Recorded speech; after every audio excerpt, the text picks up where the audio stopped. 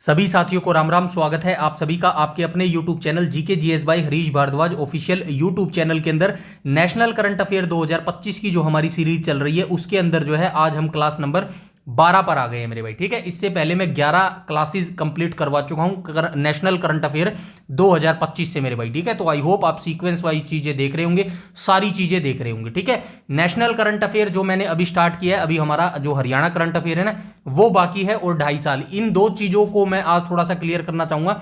दो चीज कौन सी मेरे भाई? तो एक तो 2.5 साल का, ठीक है, 2.5 साल यानी कि 2.5 साल, और दूसरा जो हमारी चीज है वो इतना डिटेल से मेरे भाई। ठीक है, डिटेल से यानी कि हम यहाँ पर टॉपिक भी कर रहे हैं और यहाँ पर हम क्या कर रहे हैं, एमसीक्यू भी कर रहे हैं। तो ये जो दो चीजें मैं आपको क्लियर करना चाहता हूँ, जिससे जो है आपको क्लियरिटी और हो जाएगी क्यों आपको ये पूरी वीडियोस देखनी बेहद जरूरी है मेरे भाई। सबसे पहले तो ये बता देता हूँ, कहने में आ जाता है कि 6 महीने का आप करंट अफेयर पढ़ लो तो वो इनफ हो जाता है मेरे भाई। ऐसा कुछ नहीं है मेरे भाई, आपको मिनिमम 2 से 2.5 साल का करंट अफेयर पढ़ना पड़ेगा। स्पेशली एचएसएससी के लिए तो एचएसएससी तो और पुराना पूछ लेता है मेरे भाई। ठीक है, तो ये कोई फैक्चुअल स्टैटिक फैक्ट नहीं है कि भाई 6 महीने का ही आपके आता है। करंट अफेयर कितना भी आ सकता है, लेकिन 90-95% जो है आप मान के चल सकते हो 2.5 साल का करंट अफेयर में आपके क्वेश्चन मोस्टली आ जाते हैं मेरे भाई। ठीक है, पहला क्वेश्चन तो ये हो गया, 2.5 साल का करंट अफेयर आपको करना ही करना पड़ेगा, चाहे आप हरियाणा का करंट अफेयर कर रहे हो या फिर नेशनल का करंट अफेयर कर रहे हो। दूसरा, अब कुछ बच्चों के माइंड में ये डाउट आ रहा होगा कि यार इतना डिटेल से करने की क्या जरूरत है मेरे भाई,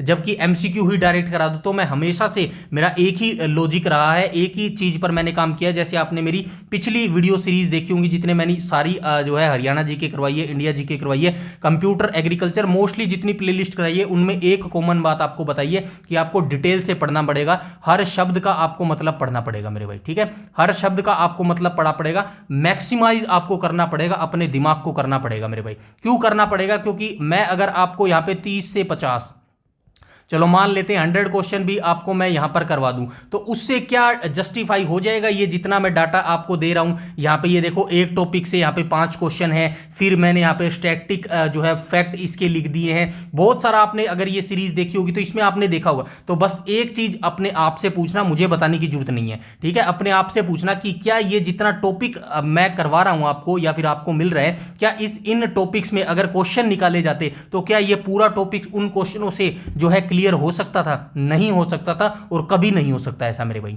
ठीक है, ये चीज निकाल देना कि एमसीक्यू जो है डायरेक्ट करके आप अपना सिलेक्शन ले लोगे।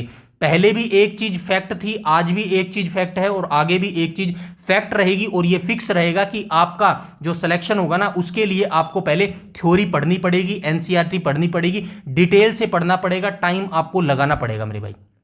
ठीक है, और आज के वर्तमान की ये कड़वी सच्चाई है मेरे भाई। क्यों कड़वी सच्चाई है? क्योंकि जो हमारी जो कंपटीशन है वो बढ़ता जा रहा है, जनसंख्या बढ़ती जा रही है, और जो पोस्ट है, नंबर ऑफ वैकेंसी है वो घटती जा रही है मेरे भाई। तो घटती जा रही है तो जाहिर सी बात है बच्चों को तो बाहर करना ही है ना। तो बच्चों को तो बाहर करना है तो फिर कंपटीशन हाई होएगा, और हाई होएगा तो एग्जाम जो है और टफेस्ट लेवल का आएगा मेरे भाई। इसीलिए आपको बोलता हूं डिटेल से आपको पढ़ना है, चाहे करंट अफेयर ही क्यों ना हो। करंट अफेयर क्या है, अब मैं डायरेक्ट ये 5 चीज आपको बता देता, एमसीक्यू बना देता, लेकिन इससे हर चीज नहीं आ सकती थी मेरे भाई। जैसे हिंदी हो गया, प्राप्तकर्ता हो गया, कविता किसके लिए मिला है, हर चीज एमसीक्यू अंदर नहीं आ सकती मेरे भाई। आई होप आप ये चीज रिलेट कर पा रहे होगी। ठीक है, और मैं तो यही कह रहा हूं भाई, जो है भीड़ से अच्छा है कुछ बच्चे जुड़े हुए हैं। मैं नहीं कहता कि मेरे पास जो है भाई ज्यादा जो है भाई जुड़े हुए हैं, सिर्फ कुछ एक लिमिटेड बच्चे जुड़े हुए हैं। ठीक है, और वो देखना पसंद करते हैं वीडियो को, और मैं डायरेक्टली कहता हूं उनको, डेफिनेटली आप 1000 जो है लाखों बच्चों से बहुत आगे हो जो आप इस तरीके से पढ़ाई कर रहे हो। मैं नहीं कहता, देखो मैं आपको गारंटी नहीं देता कि मैं आपका सिलेक्शन करवा दूंगा, वो तो कोई भी नहीं दे सकता। आजकल के समय में ये बात कहनी आसान है, और इसके बिना जो है चलते भी नहीं है। चैनल्स जो हो गए ना, यूट्यूब चैनल और जो स्टडी चैनल हो गए, इन चीजों के बिना चलते भी नहीं है। लेकिन आपको खुद लॉजिक लगाना पड़ेगा अपने दिमाग में कि ये चीजें कहां तक सच हैं। ऐसे सिलेक्शन नहीं होता है मेरे भाई, डिटेल से आपको पढ़ना पड़ेगा।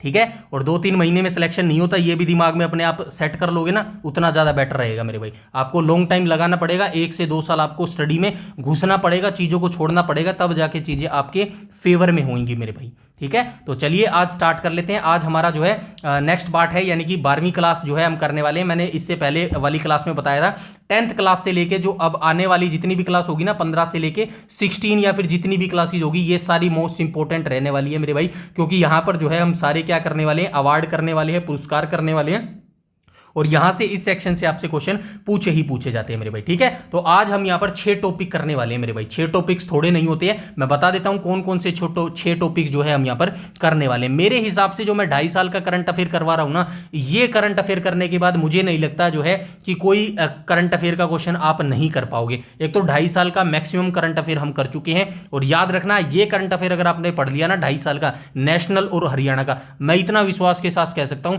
कोई भी आपको जो है मैगजीन या बुक या फिर जो मासिक करंट अफेयर आता है ना, वो आपको खरीदने की जरूरत नहीं है। आप मार्केट में देख लेना 200-250 से नीचे की बुक नहीं आती है मेरे भाई करंट अफेयर की, ठीक है। तो बस इतना कर लेना। वही बात है यार, आपके अंदर जो है लगन होनी चाहिए, आपके अंदर करने को होना चाहिए, सब कुछ आपको मिल जाता है। मतलब कि अगर मैं कंटेंट की बात करूं ना, कंटेंट तो दुनिया जहान का कंटेंट मिल जाएगा मेरे भाई गूगल के ऊपर, ठीक है। बस करने वाला क्या होना चाहिए, फिल्टर करने वाला होना चाहिए, कचरे में से जो है ना सोना निकालने वाला बंदा होना चाहिए, तब जाके चीजें मिलती है मेरे भाई, ठीक है। ऐसे चीजें बहुत सारी मिल जाएंगी आपको गूगल पर, वो भी फ्री में, लेकिन वही है ना, मेहनत कौन करे आज के समय में। बस सारे यही चाहते हैं 90 भाई मेरे को कोई ये किताब बता दे, ठीक है भाई, मेरे को कोई जो है शॉर्ट नोट, ऐसे नहीं होता है मेरे भाई सिलेक्शन।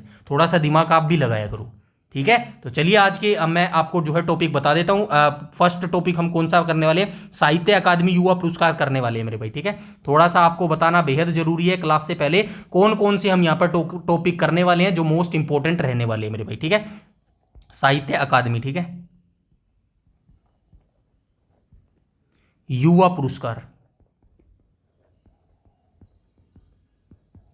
और ये 2025 के रहेंगे, सारे अवार्ड 2025 के रहेंगे मेरे भाई, ठीक है। इसके बाद सेकंड टॉपिक हम कौन सा करने वाले हैं, तो सेकंड टॉपिक करने वाले हैं साहित्य अकादमी। अच्छा एक चीज और मैं बता देता हूं, जो मैं 2-3 मिनट का जो है आपको बोल के बताता हूं ना, ट्रस्ट मी ये चीजें आपको बता के बोल के बतानी बेहद जरूरी है। मेरा एक सिंपल सा फंडा है मेरे भाई, देखो यूट्यूब पर ना सभी जो है ना, मैं किसी की यहां पर बुराई नहीं कर रहा हूं मेरे भाई, फैक्चुअल डाटा बता रहा हूं आपको। जो पढ़ाते हैं ना ऑनेस्टली आपको उनकी रिक्वेस्ट करनी चाहिए, मतलब रिस्पेक्ट करनी चाहिए, चाहे वो कैसा ही पढ़ाता हो मेरे भाई, ठीक है। यहां पर मैं सिर्फ आपको ये बताने की कोशिश कर रहा हूं, सिर्फ 2 चीज होती है, ठीक है। बीच में क्या है, पहली चीज क्या है, 2 चीजें होती है मेरे भाई, बता देता हूं, एक सेकंड मेरे भाई, थोड़ा सा टाइम लगेगा, बताता हूं आपको, ठीक है। 2 चीज होती है, कौन कौन सी होती है, एक तो कंटेंट होता है, CONTENT, कंटेंट पढ़ाई का मेरे भाई, ठीक है। जाहिर सी बात है पढ़ाई करने आए तो कंटेंट तो पढ़ाई का होगा। दूसरी चीज क्या होती है मेरी भाई, पहली चीज होती है कंटेंट, और दूसरी चीज क्या होती है, बकवास या फिर जोक, ठीक है, या फिर वल्गैरिटी, जो भी चीजें होती है बीच में ना, ये चीजें बोली जाती हैं। क्यों बोली जाती हैं, ताकि भाई वो वीडियो तक पूरा वॉच किया जा सके, मतलब जो है ऑडियंस को बांधे रख सके, ये चीजें मेन करती हैं मेरे भाई, ठीक है। मैं इन चीजों के जो अलावा है ना, वो चीज यही करता हूं भाई, डिटेल से आपको बताने की कोशिश करता हूं कि इस वीडियो में क्या है, ठीक है, कैसे आप सिलेक्शन ले सकते हैं, कैसे आप जिंदगी के प्रति जो है सीरियस हो सकते हैं, कितना आप लाइटली चल रहे हैं, कैसे आपको आगे चलना है। मैं सिर्फ ये चीजें बताने में विश्वास रखता हूं, क्योंकि यही चीज मायने रखती है मेरे भाई, ठीक है। बकवास और ये जो जोक होते हैं ना, ये सिर्फ आपको मजा देने के लिए, इंटरेस्टिंग देने के लिए सुनाई जाती है, ताकि आप वीडियो पूरा देखो, जबकि मैं ऐसा कुछ नहीं करता हूं और ना ही मैं ऐसा कुछ करूंगा मेरे भाई, ठीक है। पहली बात तो ये मुझे आती नहीं है जोक वगैरह सुनाना, या दुनिया जान के भरे पड़े हैं आजकल, देख लेना। तो मुझे ये चीज से अच्छा लगता है कि भाई उस बच्चे को उसकी जो है रियलिटी है ना वो दिखाई जाए, ताकि वो कुछ सीरियस हो उसके मेरे भाई, और वो भी समय से पहले मेरे भाई, ठीक है। इसीलिए मैं ये चीजें आपको डिटेल से बता रहा हूं, और इसी वजह से ये चीजें जो है मेरी वीडियो जो है ना बोरिंग हो जाती है मेरे भाई, इसीलिए शायद कोई देखता नहीं है। और मुझे सच में कोई फर्क नहीं पड़ता कि 1000 बच्चे देख रहे हैं या फिर 1 बच्चा देख रहा है। अगर मेरे इस फ्री इनिशिएटिव से 1 बच्चे का भी भला हो गया ना, 1 बच्चे का भी सिलेक्शन हो गया, तो ऑनेस्टली मैं अपना ये जो फ्री इनिशिएटिव है ना, इसको सक्सेस मानूंगा, और मैं मानूंगा कि मेरा 1 लाख का बैच बिका है मेरे भाई, 1 लाख रुपए का बैच बिका है मेरे भाई, समझ रहे हो। एक सेटिस्फिक्शन होती है ना, वो इंसान के अंदर बहुत जरूरी है मेरे भाई। अदरवाइज आप कितना भी पैसा कमा लेना जिंदगी के अंदर, अगर आप रात को चैन से सो नहीं पाते ना, आपके अंदर सेटिस्फिक्शन नहीं है, तो यकीन मानना करोड़ों लाखों रुपए भी कोई मैटर नहीं करता आपके लिए। अगर आप छोटे से छोटे पैसे में, अगर आप घर के अंदर मिल बैठ के भाइयों के साथ, बहनों के साथ खाना खा रहे हो ना, और आप यूनिटी के अंदर काम कर रहे हो, तो डेफिनेटली आपके आगे करोड़ों पैसे भी रख दिए जाए, उसका कोई मतलब नहीं है, क्योंकि आप सेटिस्फाई हो मेरे भाई। बस यही चीजें मैं समझाने की कोशिश करता हूं, इसीलिए चीजें शायद थोड़ी सी बोरिंग हो जाती है, लेकिन याद रखना ये बिल्कुल सटीक है मेरे भाई। जो कहते हैं ना कि बिल्कुल सटीक निशाना लगाना है, यही वो सटीक निशाना है जहां से आप सिलेक्शन ले सकते हो, जहां से आप सही ट्रैक पर जा सकते हो, जहां से आप अपना बिहेवियर सही कर सकते हो। और मैं यही मानता हूं मेरे भाई, आपका कैरेक्टर और आपका बिहेवियर अंत में सिर्फ यही चीजें मैटर करती हैं मेरे भाई, ठीक है, तो चलिए स्टार्ट कर लेते हैं। पहला टॉपिक मैंने बता दिया, साहित्य अकादमी पुरस्कार युवा पुरस्कार 2025 करेंगे। दूसरा टॉपिक हम करेंगे साहित्य अकादमी बाल पुरस्कार करेंगे मेरे भाई, ठीक है, साहित्य अकादमी बाल पुरस्कार।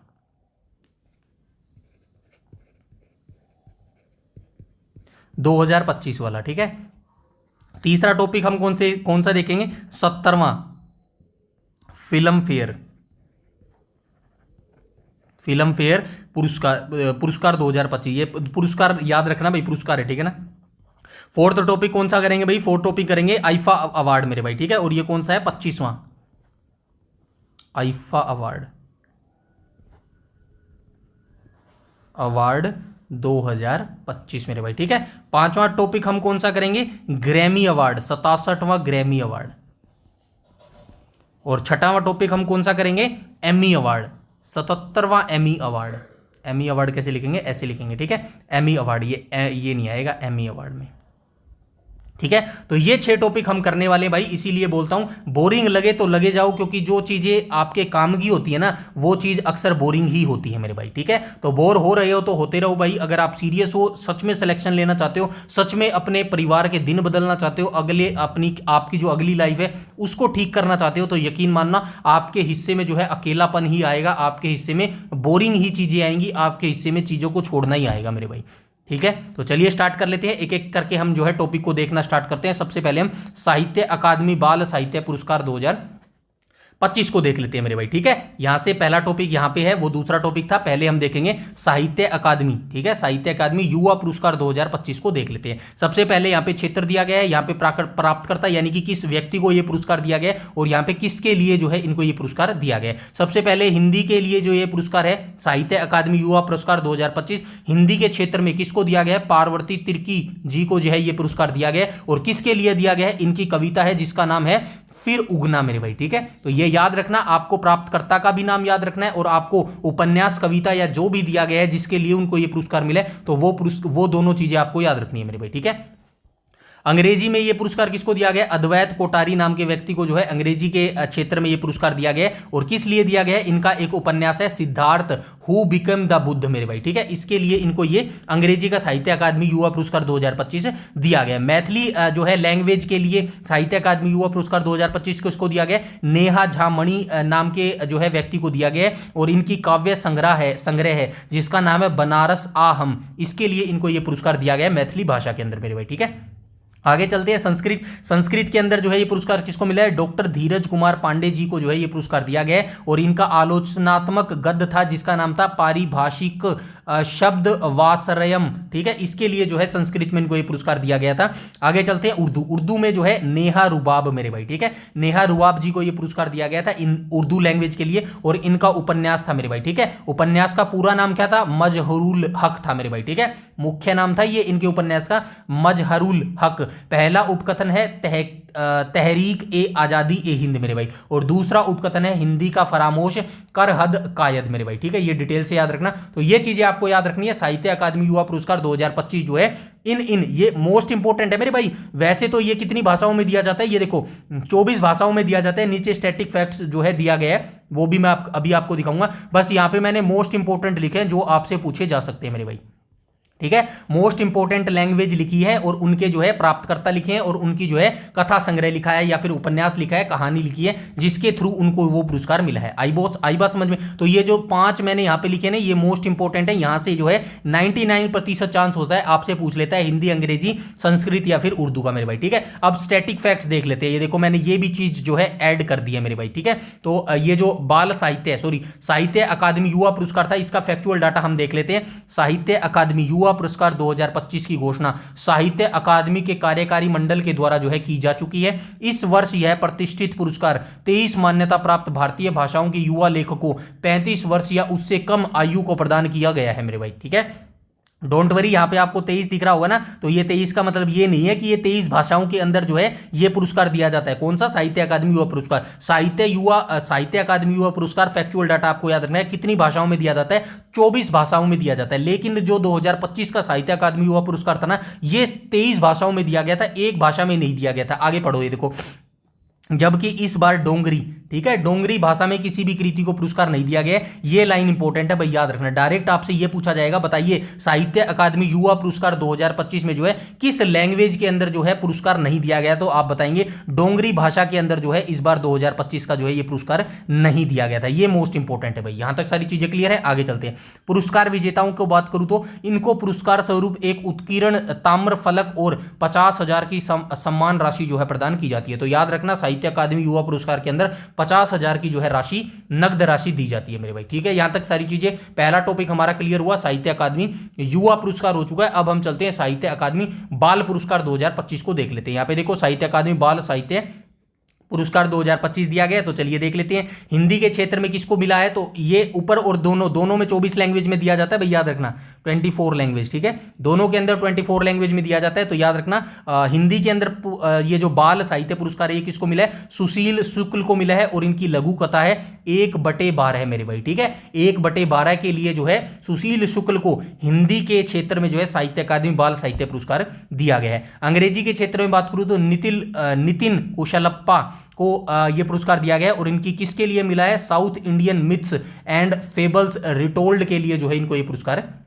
दिया गया है। मैथिली की बात करूं तो मुन्नी कामत जी को जो है मैथिली भाषा के लिए पुरस्कार दिया गया है, साहित्य अकादमी बाल साहित्य पुरस्कार। ठीक है, और कहानी संग्रह को क्या थी, चुक्का के लिए जो है इनको ये पुरस्कार दिया गया है। उर्दू की बात करूं तो गजनफर इकबाल जी को ये पुरस्कार दिया गया है, और इनकी लेख संग्रह है कौमी सितारे मेरे भाई। ठीक है, इनके लिए ये पुरस्कार दिया गया है। तो प्राप्तकर्ता का नाम और किसके लिए, यानी कि उनकी कृति संग्रह या फिर जो पोयम है या फिर जो भी है, ये सारे आपको याद रखने हैं मेरे भाई। ठीक है, तो अब साहित्य अकादमी बाल साहित्य पुरस्कार 2025 से मोस्ट फैक्चुअल डाटा मैं आपको जो है स्टैटिक फैक्ट्स आपको बता देता हूं। पहला पॉइंट देखो, साहित्य अकादमी बाल साहित्य पुरस्कार 2025 की घोषणा साहित्य अकादमी के द्वारा की जा चुकी है, जिसके तहत कुल 24 भारतीय भाषाओं के लेखकों को बाल साहित्य में उनके उत्कृष्ट योगदान के लिए जो है चुना गया है। सेकंड पॉइंट देखो, पुरस्कार स्वरूप राशि सभी विजेताओं को एक विशेष समारोह में एक उत्कीर्ण कांस्य ताम्र पट्टिका और 50,000 की सम्मान राशि जो है प्रदान की जाती है। चयन का आधार क्या होता है कि भाई यह पुरस्कार उन बाल पुस्तकों को दिया जाता है, उन बाल पुस्तकों को दिया जाता है जो पुरस्कार वर्ष से ठीक पहले के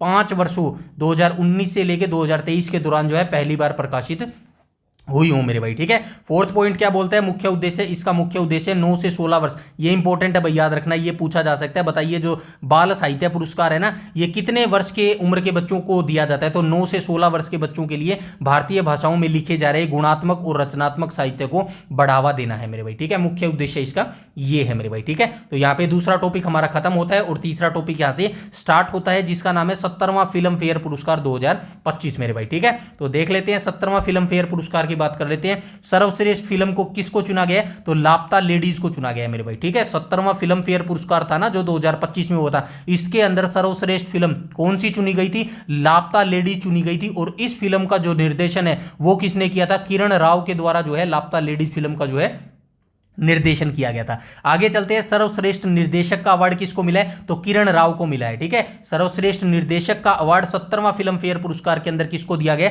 तो किरण राव को दिया गया, और किसके लिए, इनकी लापता लेडीज फिल्म में जो है इन्होंने निर्देशन किया था, इसीलिए जो है इनको सर्वश्रेष्ठ निर्देशक का अवार्ड दिया गया है मेरे भाई। ठीक है, आगे चलते हैं, सर्वश्रेष्ठ अभिनेता किसको चुना गया, कार्तिक आर्यन और अभिषेक बच्चन को चुना गया है मेरे भाई। ठीक है, तो 17वां फिल्म फेयर जो पुरस्कार था ना 2025 वाला, इसके अंदर सर्वश्रेष्ठ अभिनेता 2 चुने गए हैं, एक तो कार्तिक आर्यन और एक अभिषेक बच्चन। कार्तिक आर्यन को चुना गया है उनकी फिल्म चंदू चैंपियन। ये देखिए भाई, मैंने बहुत बार जो है सोचा था देखने के लिए, बट टाइम नहीं मिल पा रहा है। ठीक है, आई होप आपने देखी होगी, देखिए तो बताना कमेंट सेक्शन में। ठीक है, कैसी फिल्म है। और अभिषेक बच्चन की भाई ये फिल्म है आई वांट टू टॉक के लिए। ठीक है, इन दोनों की फिल्में जरूर याद रखना, क्या पता पूछ ले मेरे भाई। ठीक है, आगे चलते हैं, सर्वश्रेष्ठ अभिनेत्री। तो सर्वश्रेष्ठ अभिनेत्री किसको चुना गया है 17वां फिल्म फेयर पुरस्कार 2025 के अंदर, तो ये आलिया भट्ट को चुना गया है। जिगरा फिल्म है इनकी, इसके लिए जो है इनको चुना गया है। अब most important factual static facts आपको बता देता हूं। लापता लेडीज फिल्म ने कुल 13 पुरस्कार जीतकर सबसे बड़ा रिकॉर्ड बनाया। तो ये फैक्चुअल डाटा याद रखना। डायरेक्ट आपसे क्वेश्चन कैसा पूछा जाएगा, ऐसा पूछा जाएगा, बताइए निम्नलिखित में से किस फिल्म ने 17वां फिल्म फेयर पुरस्कार 2025 के अंदर सबसे ज्यादा पुरस्कार जीते हैं। तो आप बताना पड़ेगा, लापता लेडीज फिल्म थी जिसने 17वें फिल्म फेयर पुरस्कार में जो है 13 पुरस्कार जो है जीते थे मेरे भाई, ठीक है। आइए चलते हैं नेक्स्ट टॉपिक के अंदर, जिसका नाम है 25वां आईफा अवार्ड 2025 मेरे भाई, ठीक है। इसको भी देख लेते हैं। 25वां आईफा अवार्ड 2025 के अंदर सर्वश्रेष्ठ फिल्म किसको चुना गया है? लापता लेडीज को चुना गया है और इसका निर्देशन जो है किरण राव के द्वारा किया गया है। सर्वश्रेष्ठ अभिनेता किसको चुना गया है? कार्तिक आर्यन को चुना गया है, भूल भुलैया 3 के लिए चुना गया है मेरे भाई, ठीक है। आगे चलते हैं। सर्वश्रेष्ठ अभिनेत्री किसको चुना गया है? नितांशी गोयल को चुना गया है लापता लेडीज के लिए मेरे भाई, ठीक है। आगे चलते हैं। निर्देशक किरण राव को चुना गया है लापता लेडीज के लिए, तो ये चीजें भी आपको याद रखनी है मेरे भाई, ठीक है। उसके बाद हम चलते हैं। अच्छा, ये मोस्ट इंपोर्टेंट स्टैटिक फैक्ट, इससे भी याद रखना 25वां आईफा अवार्ड के बारे में। यहाँ पे क्या लिखा गया? 25वां जो आईफा अवार्ड था ना, ये आयोजन स्थल जयपुर राजस्थान भारत। विशेष तथ्य है, ठीक है, पहली बार जब आईफा अवार्ड का आयोजन राजस्थान के जयपुर में किया गया था। अच्छा ये जो विशेष तथ्य है ना मेरे भाई, ये लाइन नीचे आनी थी, एक साथ ही मिक्स कर दिया, ये थोड़ी सी जो है टाइपिंग मिस्टेक हो सकती है। खैर मैंने ही बनाया था, हो जाता है यार कई बार जल्दी में। बस इतना सा याद रखना है। ये जो 25वां आईफा अवार्ड था ना मेरे भाई 2025 वाला, इसका आयोजन कहाँ किया गया था? तो इसका आयोजन मेरे भाई जयपुर राजस्थान के अंदर किया गया था मेरे भाई, ये चीज बस आप याद रखना। चलिए आगे चलते हैं मेरे भाई, ठीक है। इसके बाद चलते हैं ग्रैमी पुरस्कार देख लेते हैं। अच्छा, ग्रैमी पुरस्कार क्या होता है, किस क्षेत्र में दिया जाता है, किसी को पता है? ग्रैमी पुरस्कार, ये मुझे आप कमेंट सेक्शन में क्वेश्चन है आपके लिए बताना कि ये जो ग्रैमी पुरस्कार है, ठीक है, क्रैश यहां पे लिख देता हूं क्वेश्चन, ठीक है, यहां पे लिख देता हूं ग्रैमी पुरस्कार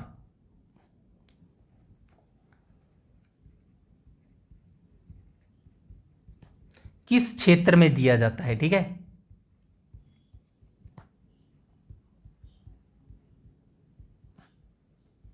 ये आप मुझे बताओगे। हालांकि जो है टॉपिक देख के भी आपको पता चल ही गया होगा, फिर भी एक वो सॉन्ग आया था हनी सिंह का, ठीक है, किसी ने सुना है? जिस दिन मैं ग्रैमी ले आऊंगा, बस वो याद रखना। सॉन्ग होते हैं ना जो सॉन्ग मेरे भाई, उसके लिए ग्रैमी पुरस्कार दिया जाता है, ठीक है मेरे भाई। चलो आगे चलते हैं। यहाँ पे देख लेते हैं क्षेत्र, एल्बम ऑफ द ईयर 67वें ग्रैमी पुरस्कार, इसका एडिशन जरूर याद रखना भाई, ठीक है। जितने भी अभी पुरस्कार हमने जो है पढ़े हैं ना, उनके अंदर जिनका भी जो है हर पुरस्कार का मुझे याद है, मैंने एडिशन लिखा है मेरे भाई, 67वां संस्करण। तो ये संस्करण आपसे जरूर पूछा जा सकता है, ये एडिशन जरूर याद रखना, ठीक है। डायरेक्ट पूछेगा, बताइए 2025 में ग्रैमी पुरस्कार का कौन सा संस्करण जो है सेलिब्रेट किया गया था? तो आप बताएंगे 67वां जो है संस्करण सेलिब्रेट किया गया था। तो देख लेते हैं 67वें ग्रैमी पुरस्कार के अंदर एल्बम ऑफ द ईयर जो है किसको प्राप्त हुआ है? तो ये बियोंसे नाम के व्यक्ति हैं, इनको जो है एल्बम ऑफ द ईयर चुना गया है। और इनकी जो है कौन सी एल्बम थी? काउबॉय कार्टर नाम की जो है इनकी एल्बम थी मेरे भाई। आगे चलते हैं। रिकॉर्ड ऑफ द ईयर का पुरस्कार किसको मिलता है? केंड्रिक लैमर नाम के व्यक्ति को मिला है। और इनकी जो है रिकॉर्ड ऑफ द ईयर कौन सी थी? नॉट लाइक अस नाम की जो है इनकी कृति थी मेरे भाई, ठीक है। आगे चलते हैं। सॉन्ग ऑफ द ईयर किसको चुना गया है? केंड्रिक लैमर को चुना गया है। और नॉट लाइक अस जो है इनका सॉन्ग था मेरे भाई, ठीक है। तो ये तीनों इंपॉर्टेंट है भाई, याद रखना, ठीक है। आगे चलते हैं। मोस्ट इंपॉर्टेंट स्टैटिक फैक्ट्स देख लेते हैं ग्रैमी अवार्ड के बारे में। तो विशेष तथ्य यहां पे लिखा गया, भारतीय अमेरिका संगीतकार और उद्यमी चंद्रिका टंडन ने अपने एल्बम त्रिवेणी के लिए जो सर्वश्रेष्ठ न्यू एज एल्बम श्रेणी में जो है ग्रैमी पुरस्कार जीता है। ये मोस्ट इंपॉर्टेंट है। मैं कहता हूं कि ये तीनों अगर आप भूल भी जाओ ना तो कोई दिक्कत नहीं है, लेकिन ये आपको डेफिनेटली याद रहेगा, मोस्ट इंपॉर्टेंट, ठीक है, मोस्ट इंपॉर्टेंट। क्यों? क्योंकि जो है इंटरनेशनल जो भी कोई चीज होती है ना, वहां पे अगर कोई भारतीय पर्सन जो है जो भारतीय व्यक्ति है वो परफॉर्म कर जाता है या कोई अवार्ड जीत जाता है ना, तो वो 100% चांस होते हैं कि वो एग्जाम में पूछा जाता है। तो याद रखना, भारतीय अमेरिकी संगीतकार और उद्यमी हैं जिनका नाम है चंद्रिका टंडन मेरे भाई, ठीक है। इन्होंने अपनी एल्बम, इनका एल्बम भी याद रखना, इनका नाम भी याद रखना चंद्रिका टंडन, और इनकी एल्बम भी याद रखना त्रिवेणी मेरे भाई, ठीक है। इसके लिए सर्वश्रेष्ठ न्यू एज एल्बम श्रेणी में ग्रैमी पुरस्कार जीता है। तो क्वेश्चन आपसे 3 तरीके से पूछा जा सकता है। कैसे?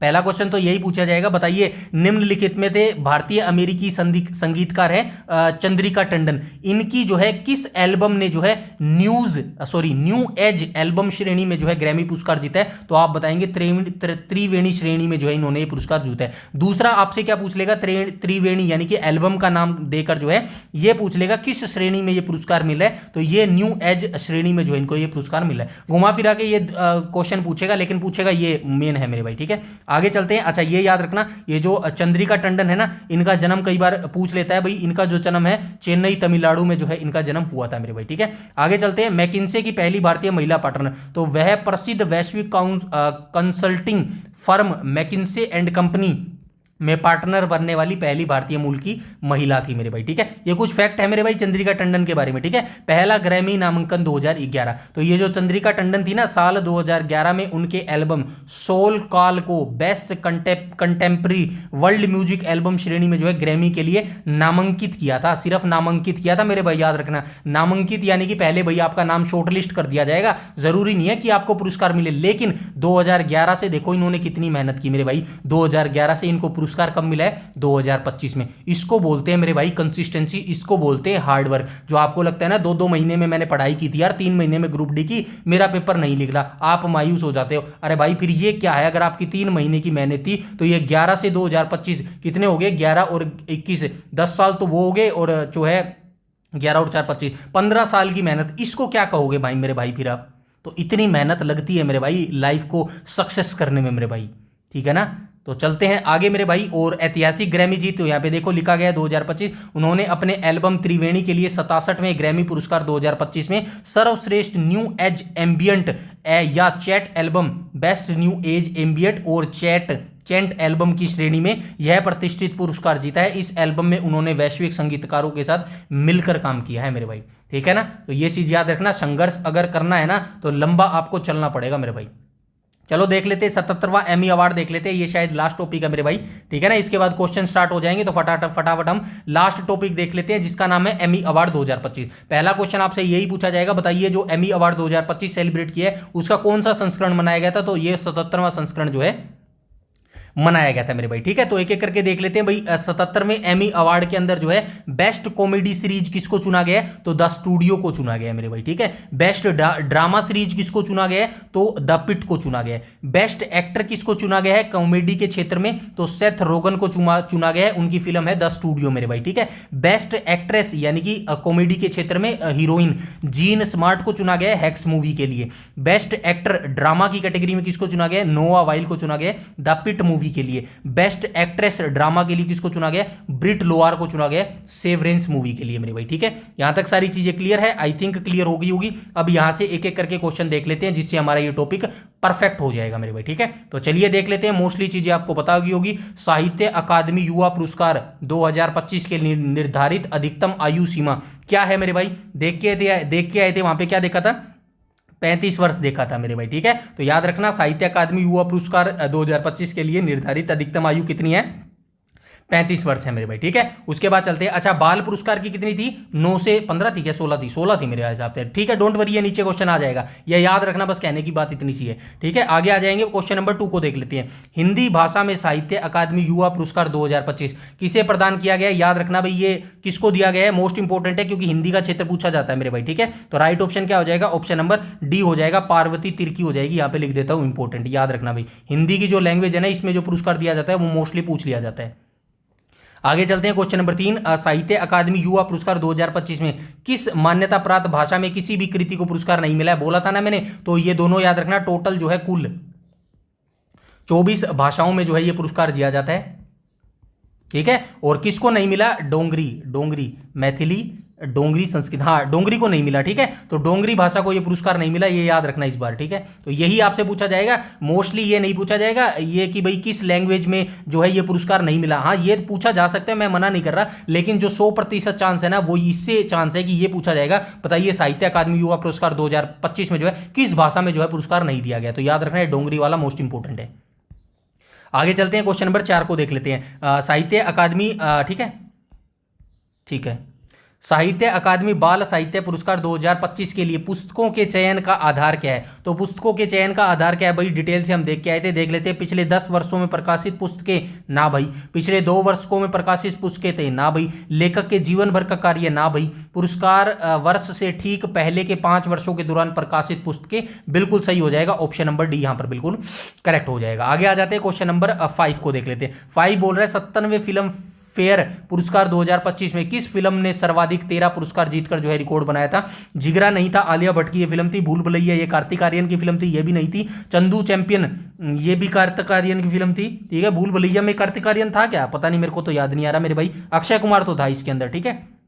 चलो आगे आ जाते हैं। लापता लेडी जो है इसके अंदर राइट ऑप्शन हो जाएगा मेरे भाई। तो याद रखना ये मोस्ट इंपॉर्टेंट क्वेश्चन है मेरे भाई, ठीक है, ये क्वेश्चन डायरेक्टली पूछा जा सकता है। बताइए 70वें फिल्म फेयर पुरस्कार के 2025 के अंदर जो है कौन सी फिल्म थी जिसको सबसे ज्यादा जो है पुरस्कार मिले थे? तो ये मोस्ट इंपॉर्टेंट क्वेश्चन है। जो है फिल्म कौन सी है? लापता लेडीज। इसका निर्देशन किसने किया था मेरे भाई, बता सकते हो? किरण राव ने किया था। ठीक है, किरण राव ही था ना, हाँ ठीक है।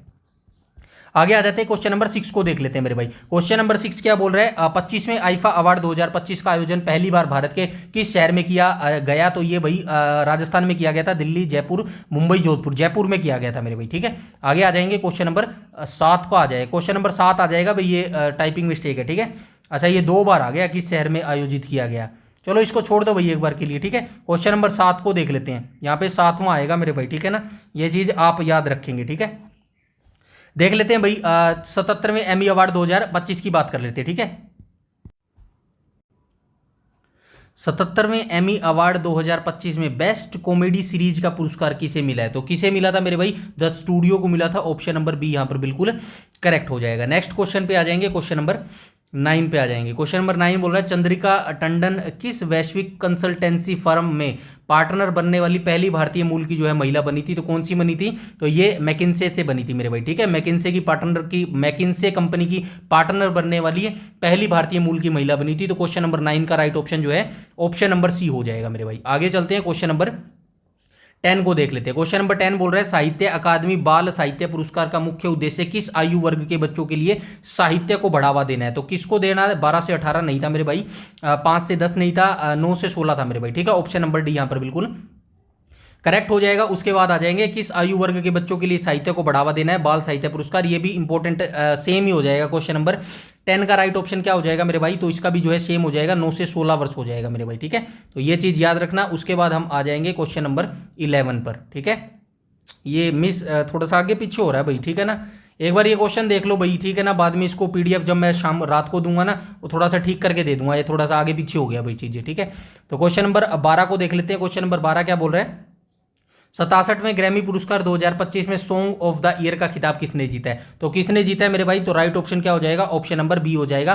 केंड्रिक लैमर के द्वारा जो है ये पुरस्कार जीता गया है। आगे चलते हैं, क्वेश्चन नंबर 13 को देख लेते हैं। मैथिली भाषा में चुक्का कहानी संग्रह के लिए बाल साहित्य पुरस्कार 2025 किसे मिला है? तो किसे मिला है मेरे भाई? गजनफ इकबाल को तो नहीं मिला है क्योंकि इनको उर्दू के लिए ये पुरस्कार मिला है। तो राइट ऑप्शन क्या हो जाएगा? मुन्नी का मत जो है राइट ऑप्शन हो जाएगा मेरे भाई। ठीक है, तो क्वेश्चन नंबर 13 का right option option number D इसका बिल्कुल करेक्ट हो जाएगा। आगे चलते हैं, क्वेश्चन नंबर 14 को देख लेते हैं। 70वें फिल्म फेयर पुरस्कार में सर्वश्रेष्ठ अभिनेता का पुरस्कार किन 2 अभिनेताओं को संयुक्त रूप से मिला है? शाहरुख खान और कार्तिक आर्यन को नहीं मिला है। किसका मिला है? कार्तिक आर्यन और अभिषेक बच्चन को मिला है। ऑप्शन नंबर सी यहां पर बिल्कुल करेक्ट हो जाएगा। कार्तिक आर्यन को उनकी फिल्म किसके लिए मिला है? भूल भुलैया 3। और अभिषेक बच्चन को उनकी फिल्म के लिए मिला है मेरे भाई। ठीक है, तो याद रखना जो अभिषेक बच्चन की फिल्म कौन सी थी? आई वॉन्ट टू टॉक इनकी फिल्म थी मेरे भाई। ठीक है, आगे चलते हैं, क्वेश्चन नंबर 15 को देख लेते हैं।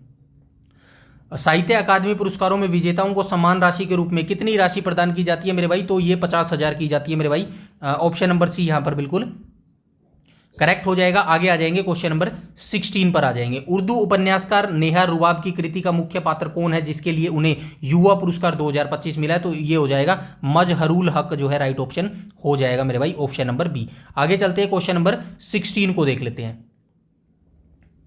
कौन से लिए उन्हें युवा, ठीक है ये हो गया भाई। ठीक है, ये कर दूंगा मैं ठीक पीडीएफ, डोंट वरी। ठीक है, जो क्वेश्चन है वो देख लेते हैं। क्वेश्चन नंबर 18 को देख लेते हैं। क्वेश्चन डोंट वरी, अभी हम ये पढ़ रहे हैं ना, जो रात को आपको पीडीएफ मिलेगी ना वो बिल्कुल करेक्ट हुई करी हुई मिलेगी।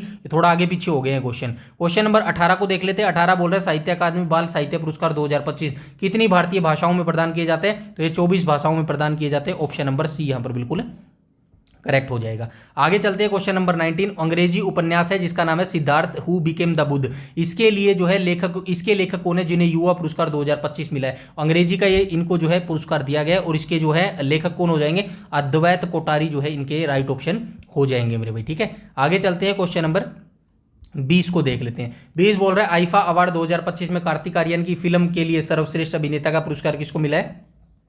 भूल भुलैया 3 का जो है पुरस्कार इनको मिला है मेरे भाई, ठीक है। तो भूल भुलैया 3 फिल्म के लिए जो सर्वश्रेष्ठ अभिनेता का अवार्ड जो है ये किसको मिला है, तो ये कार्तिक आर्यन को मिला है मेरे भाई, ठीक है। तो यहाँ पर जो है आज की हमारी क्लास ओवर होती है, ठीक है। आई होप आपको वीडियो अच्छी लगी होगी। डोंट वरी, घबराने की जरूरत नहीं है, सारी चीजें ये ठीक थी, बस आगे पीछे हो गई है, ठीक है। कंटेंट आगे पीछे हो गया, डोंट वरी। पीडीएफ जब मैं आपको रात को दूंगा ना वीडियो आने के बाद, तो उसके बाद जो है वो बिल्कुल करेक्ट करके दे दूंगा, सारी चीजें आपको बिल्कुल ठीक मिलेगी। हो सकता है यहाँ पे ऑप्शनों में भी थोड़ी सी दिक्कत हो, इसको भी मैं जो है वेरीफाई दोबारा कर लूंगा, ठीक है। डोंट वरी, आपको घबराने की जरूरत नहीं है, मैं टाइम लगाऊंगा, ठीक है। बस आपको पढ़ना है आराम से, ठीक है। तो बस टेलीग्राम चैनल ज्वाइन कर लेना दोस्तों, ठीक है। टेलीग्राम चैनल ज्वाइन कर लेना, और टेलीग्राम में जो है सारी पीडीएफ अपडेट सब कुछ दिया जाता है, सारी पीडीएफ दी जाती है मेरे भाई, और सारे अपडेट जो है टेलीग्राम पर ही प्रोवाइड करवाई जाती है। और वीडियो सीरीज अच्छी लग रही हो तो भाई वीडियो को लाइक कर देना, और जो है वीडियो को शेयर कर देना, और चैनल को भी शेयर कर देना। बस इतनी सी आप लोगों से रिक्वेस्ट है मेरे भाई, और आपसे मुझे कुछ नहीं चाहिए। जो देना है आपको कंटेंट मैं दूंगा, वेरीफाई करके सब कुछ दूंगा मेरे भाई,